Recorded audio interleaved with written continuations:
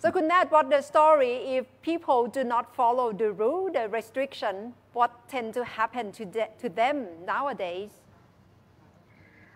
Well, with corona shaming, with the use of social media, it's a lot more easier for us to corona shame other people who do not follow social distancing measures or even people who are suspected to have COVID-19.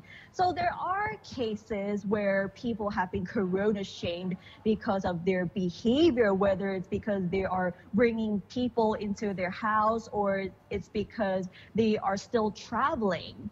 So for example, like in the UK, there have been cases where one NHS staff member actually received a mysterious note saying that you're doing not essential travel here and you're not supposed to do that. Or even a few neighbors have been posting notes saying that their neighbors are still bringing friends around when they're supposed to do social distancing. So with the use of social media, it allows people to criticize each other a lot easier. And with the COVID-19 going on, people are very scared to begin with. So we are so quick to criticize each other and to blame each other for not practicing social distancing. And besides all of the criticizing on social media, what is also increasing is the number of reports to the police. Many people believe that they're doing a moral duty rather than bullying or criticizing each other. So that is what's going on at the moment. And can you name some names or celebrities who has been very criticized because of their practice? So there are a couple of celebrities who have been criticized. So what you're seeing right now is Kun Ploi Pan, who she actually shared her experience of being criticized, where her friends, cabin crew friends, actually shared their experience of being ostracized because their children has been left out, been rejected by their peers because of what they've been told by their parents. So she has ranted her frustrations, saying that it is very hurtful to experience such things because every single staff member, cabin crew members are doing everything they can to protect themselves from getting the virus.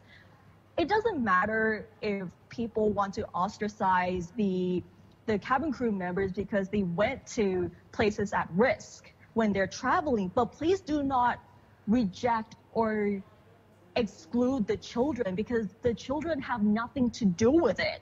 If it's not but that case is in Thailand, but other cases like in other countries, Jennifer Lopez and her boyfriend also got criticized for coming out from the gym during the lockdown, or even similar cases happened to Chris Cuomo from CNN, where a complete stranger just came up to him saying, "You're not following quarantine measures, and why are you still going out?" So these are the cases that have been going on. However, celebrities and public figures, although they are prone to getting criticized or corona shamed, people like ordinary people like us are also at risk of getting corona shamed as well because of social media.